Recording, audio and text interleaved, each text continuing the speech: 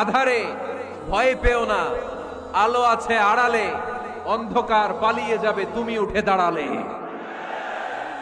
নিজেকে দাঁড়াতে হবে, নিজের সাথে নিজের শক্ত বোঝাপড়া করতে হবে। অন্যের দোষ খোঁজার সময় আমাদের নাই, চিল্লায় বলো ঠিক কিনা? দোষ খোঁজা যাবে না, নিজের দোষ নিজের আমরা খুঁজি। কিছু লোক আছে, এই হুজুরের এইটা খারাপ, এই হুজুরের ওইটা ভালো না, এইটা খারাপ, এইটা সমস্যা, এটা সমস্যা। তোর কি সমস্যা? তোর সমস্যা তুই খুঁজে বের কর, নিজের সমস্যা খুঁজে বের কর। যে নিজে নিজের সমালোচনা করতে পারে সেই সর্বাপেক্ষা বুদ্ধিমান।